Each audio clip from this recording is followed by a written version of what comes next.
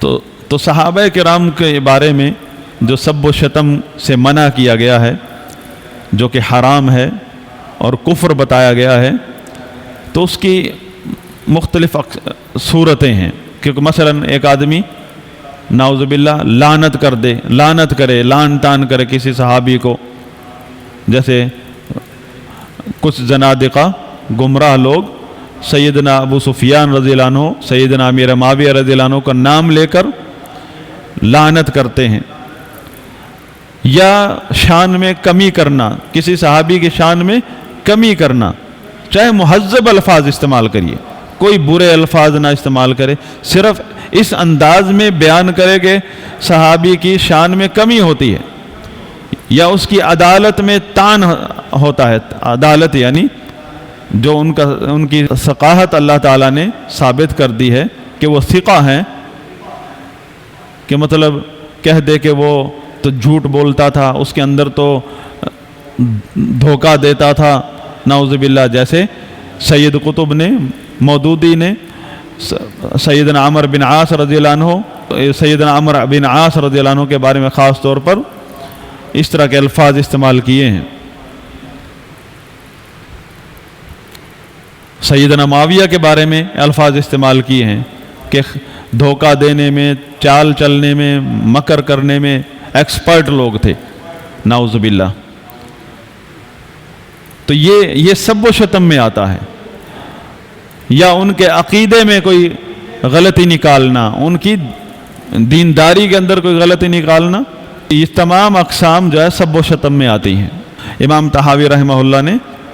فرمایا کہ وَبُغْضُهُمْ كُفْرٌ وَنِفَاقٌ وَطُغْيَانٌ، کہ صحابہ کرام کے بارے میں بغض رکھنا کفر ہے، نفاق ہے، طغیان ہے. تو کفر دو قسم کا، کفر اکبر، کفر اصغر. تو بعض صورت بغض صحابہ کا جو ہے وہ کفر اکبر میں آتا ہے. امام احمد بن حنبل رحمہ اللہ اور علماء سلف صالحین میں سے جو علماء ہیں، ان میں صحابہ کے بارے میں برا بھلا کہنے والا، صحابہ کی شان میں کمی کرنے والے کے بارے میں، گستاخی کرنے کے بارے میں دو روایتیں ذکر ہوتی ہیں. پہلی روایت یہ ہے کہ وہ اسلام سے خارج ہو جاتا ہے، کفر اکبر ہے. اور اس کا سبب کیا ہے کہ اس نے صحابہ کی عدالت اور صحابہ کے ایمان میں طعن کیا ہے، یعنی ان کے ایمان اور ان کی عدالت پر حملہ کیا ہے، جس کا سرٹیفکیٹ اللہ اور اس کے رسول نے دیا ہے. کیسے؟ جب ایک شخص کے بارے میں اتنا ثابت ہو جائے کہ وہ رسول اللہ صلی اللہ علیہ وسلم کا صحابی ہے، تو اس کا ایمان، اس کی عدالت بذات خود بخود ثابت ہو جاتی ہے. ہمارے لیے صرف اتنا کافی ہے کہ وہ ثابت ہو گیا کہ فلاں شخص صحابی رسول ہے. باقی جو اس کے بارے میں سرٹیفکیٹ ہے، اس کے ایمان کا تزکیہ، اس کی عدالت، اس کا مقام، سب کچھ خود بخود قرآن سے ثابت ہو جاتا ہے. اس کی مغفرت کا وعدہ، اس کی جنت کا وعدہ، اس کے باطن کا پاک ہونے کا وعدہ، اس کے ہدایت پر ہونے کی گارنٹی، اس کا باطن صاف ہے اس بات کی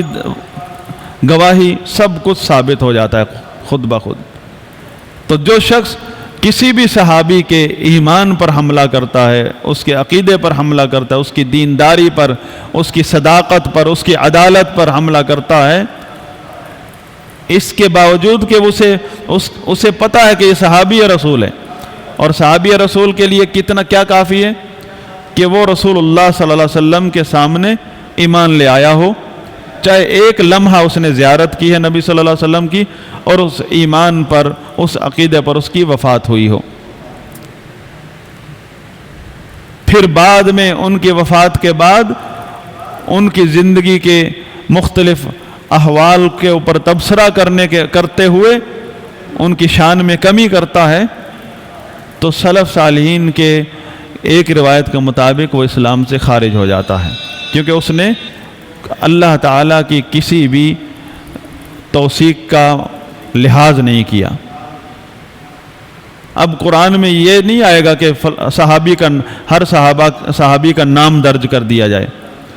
بس اتنا کافی ہے کہ محمد الرسول اللہ والذین معہ، محمد صلی اللہ علیہ وسلم اللہ کے رسول ہیں اور جو بھی اہل ایمان آپ کے ساتھ ہیں، صحابہ کرام، بس جو بھی آپ کے صحابہ ہیں ان کے بارے میں ساری توثیق، ساری صداقت، عدالت، ہدایت سب کو ثابت ہے۔ تو جو شخص کسی بھی صحابی کے، ایک صحابی ہو یا زیادہ صحابی ہوں یا سارے کے سارے صحابہ ہوں، ان کے عقیدے پر بات کرتا ہے، ان کی شان میں کمی کرتا ہے، اس کے باوجود کہ وہ جانتا ہے کہ وہ صحابی ہے،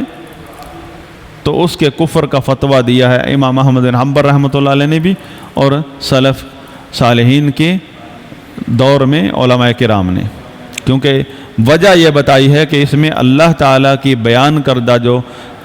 صحابہ کے بارے میں ثنا ہے، تعریف ہے قرآن میں، اس کو اس نے رد کر دیا ہے، قرآن کا انکار آ رہا ہے۔ تو اس روایت کے مطابق ایسے شخص کی تکفیر کی ہے سلف صالحین نے۔ دوسری روایت ہے بعض سلف سے کہ وہ تکفیر نہیں کرتے، کہ وہ سمجھتے ہیں کہ جس طرح گمراہ فرقوں کے دیگر عقائد ہیں، کفری عقائد ہیں، ان کی بنا پر ان کی تکفیر نہیں کی جاتی، اسی طرح ان کفری عقائد میں سے یہ بھی ایک کفری عقیدہ ہے۔ ان کے نزدیک یہ اس میں اختلاف نہیں ہے کہ کفر اکبر ہے کہ نہیں، اس کو وہ کفر ہی سمجھتے ہیں، لیکن اس شخص کی تکفیر کرنے میں اختلاف ہے۔ انہوں نے دوسری روایت جو ہے اس کا سبب یہ ہے کہ جو عدم تکفیر کے قائل ہیں کہ وہ اسے دیگر کفری عقائد کی طرح سمجھتے ہیں، کہ جس طرح اللہ کے بارے میں کفری عقائد ہیں بدعتی فرقوں کے، اور ان کو تعویل کی وجہ سے ان کی تکفیر نہیں کی گئی، اسی طرح یہ ان کا کفری عقیدہ ہے، ان کی تکفیر نہیں کی جائے گی۔ لیکن جو پہلا موقف ہے، پہلی روایت ہے، وہ بکثرت سلف صالحین سے ثابت ہے، اور اس پر نص ہے ائمہ کرام کی کہ جس شخص نے بھی ابو بکر عمر کو برا بھلا کہا، یعنی گالی دی، گالی کا مطلب شان میں کمی کی، شان میں گستاخی کی، فہو کافر، وہ کافر ہے، کفر اکبر ہے۔ اور اسی طرح یہ بھی نص ہے ائمہ کی کہ جس نے صحابہ کو برا بھلا کہا عمومی طور پر بغیر نام لیے، یا چند صحابہ کو کنایتاً، صحابہ ہیں لیکن چند صحابہ کے بارے میں اس نے برا بھلا کہا، ان کی شان میں گستاخی کی، کمی کی، ان کے عقیدے پر بات کی، ان کی گمراہی کا عقیدہ رکھا، فرمایا فہو زندیق، اس کے بارے میں زندیق کی عبارتیں ہیں سلف کی۔ امام احمد بن حنبل رحمہ اللہ سے کہا گیا کہ فلاں آدمی سیدنا عثمان رضی اللہ عنہ کو برا بھلا کہتا ہے، اب آپ یشتم، سب و شتم کرتا ہے، اب کوئی اس کا مطلب یہ تو نہیں نکالے گا کہ گالی ماں باپ، ماں بہن کی گالی دیتا ہے، مطلب وہ غلط کہتا ہے، خوارج کی طرح باتیں کرتا ہے کہ عثمان تو نعوذ باللہ مال کھا گیا، اپنے رشتہ داروں کو نواز دیا، یہ سب و شتم ہے۔ تو سیدنا امام اہل سنت احمد بن حنبل رحمہ اللہ نے فرمایا ذاک زندیق، یہ زندیق ہے۔ ہمارے ہاں یعنی سب و شتم کو سمجھنے میں جو ہے لوگوں کے غلط فہمی ہے، کبھی وہ گالی کے معنی میں لے لیتے ہیں، اور کبھی جہاں سب و شتم کا لفظ آئے معمولی سی اختلاف اس کو گالی کے مفہوم میں دے دیتے ہیں۔ مثلا یہ بعض صحابہ کا آپس میں تکرار ہو گیا تو اس کو یہ رنگ دینا کہ وہ صحابی دوسرے صحابی کو گالم گلوچ کر رہے تھے، نعوذ باللہ، جیسے کہ وہ جہلمی نے یہ شوشہ چھوڑا کہ یہ جو حدیث ہے لا تسبوا اصحابی، یہ سیدنا خالد بن ولید رضی اللہ عنہ کے بارے میں ہے، کیونکہ اس نے سب سے پہلے تو اس صحابی نے گالی دی دوسرے صحابہ کو، نعوذ باللہ۔ پہلی بات تو یہ ہے کہ جب آپ کو یہ معلوم ہے کہ سیدنا خالد بن ولید رضی اللہ عنہ صحابی رسول ہیں، ان کے بارے میں آپ نے یہ عقیدہ کیسے رکھ لیا؟ اس راوی کے ان الفاظ کی یہ تشریح کیسے کر دی کہ اس نے گالی دی، نعوذ باللہ؟ سب سے پہلے تو آپ نے سیدنا خالد بن ولید کے بارے میں جو قرآن نے تزکیہ دیا ہے اس کو رد کر دیا ہے آپ نے۔ پہلے تو آپ نے ادب نہیں سیکھا صحابہ کے بارے میں بات کرنے کا، صحابہ کے بارے میں سوچنے تک کا ادب سکھایا ہے قرآن نے۔ بے ادب تھے آپ، اور پھر آپ اٹھا لی آپ نے روایتیں، بے استادے بھی تھے، بے ادب بھی ہے، بے استادہ بھی ہے، جاہل بھی ہے، اور زندیقانہ عقائد بھی ہیں۔ تو ایسے شخص کی بات سننا بھی حرام ہے۔ کس طرح یہ نوجوان، سنی نوجوان، ایسے شخص کی طرف کان دھرتا ہے؟ حرام ہے، حرام ہے ایسا شخص۔ یعنی آپ کے پاس پہلی بات یہ، میں اپنے نوجوانوں کو، اہل سنت نوجوانوں کو مخاطب کرتا ہوں کہ پہلی بات تو یہ کہ آپ کے پاس علم نہیں ہے، خاص طور پہ عقائد کا علم نہیں ہے۔ کم از کم صحابہ کے بارے میں قرآن کیا کہتا ہے اس کا علم نہیں ہے۔ چاہے آپ حافظ قرآن ہیں، آپ کو علم نہیں ہے، چاہے آپ فارغ التحصیل مدرسے کے، پھر بھی علم نہیں ہے۔ پھر آپ کان دھرتے ہیں ایک ایسے شخص کی طرف جو آپ کے ذہن میں صحابہ یا کسی صحابی کی شان میں گستاخی کے جراثیم ڈالتا ہے، اور پھر آپ ان کا بجائے اس کے کہ ان جراثیم کا علاج کروانے کے لیے علم کی طرف رجوع کریں، علماء کی طرف رجوع کریں، رجوع بھی نہیں کرتے، بلکہ آپ مناظرہ کرتے ہیں۔ تو آپ اسی وعید میں آتے ہیں، کیونکہ آپ جان بوجھ کر کفر کی طرف جا رہے ہیں، جان بوجھ کر، جبکہ اس کا معالج، اس کی شفا کا سامان موجود ہے کہ آپ اپنے شبہات کا ازالہ کروائیں، اہل علم کے پاس جائیں، اہل سنت کی کتاب پڑھیں، اہل سنت سے سوال کریں۔ آپ خود جاتے ہیں وہیں سے، خود اپنے آپ کو پیش کرتے ہیں کہ مجھے مریض کر، میرے اندر مرض ڈال۔ تو ایسا شخص خود انہی میں، اس کا بھی حکم انہی میں ہے۔ ایسے لوگوں کا حکم بھی انہی لوگوں میں ہے جو صحابہ کی شان میں گستاخی کرتے ہیں، اور اس گستاخی کی بنا پر گمراہی کا فتویٰ لگتا ہے ان پر، تشیع کا، رافضیت کا، ناسبیت کا اور خارجیت کا۔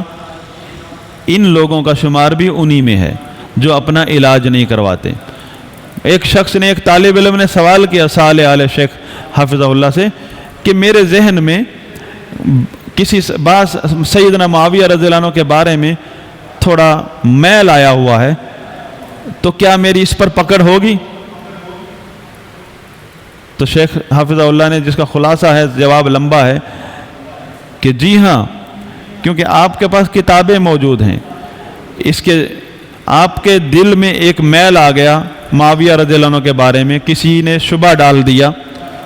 کہ معاویہ تو نعوذ باللہ یوں تھے، جیسے شوشہ چھوڑ دیا، اب لیے پھر رہے ہیں کہ سیدنا معاویہ رضی اللہ عنہ نعوذ باللہ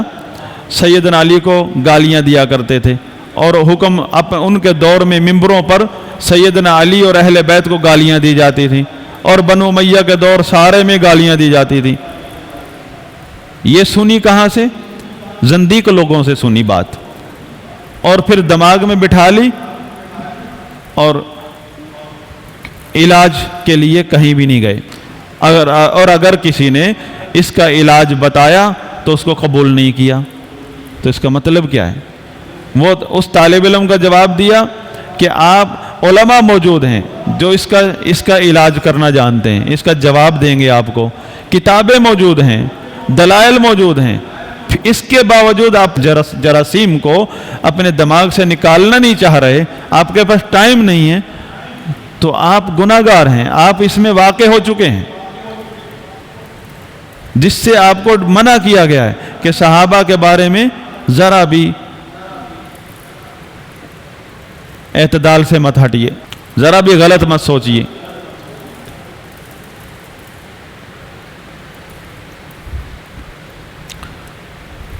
تو جو موقف سلف صالحین کا نص سے ثابت ہے وہ یہ ہے کہ جو شخص بھی صحابہ کرام یا کسی ایک صحابی کے جس کے بارے میں ثابت ہو چکا ہے کہ وہ صحابی ہے،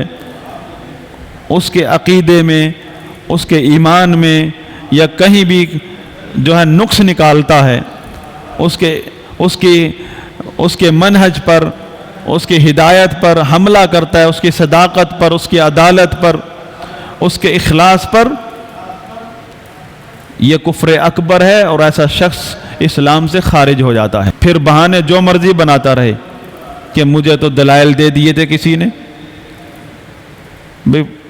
دلائل دے دیے تھے، اللہ کا کلام نہیں سنا، تمہیں دلائل بہت سمجھ آتے ہیں تو اللہ کا کلام کیوں نہیں سمجھ آتا؟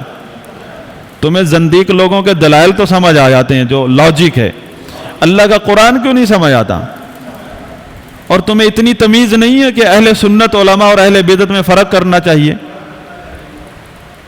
تم نے سمجھا کہ کوئی معاملہ ہی نہیں ہے، مسلک اہل سنت ہے ہی نہیں کہیں، یعنی اصل اسلام کا عقیدہ جس طرح مرضی جو سمجھ آئے اختیار کر لو۔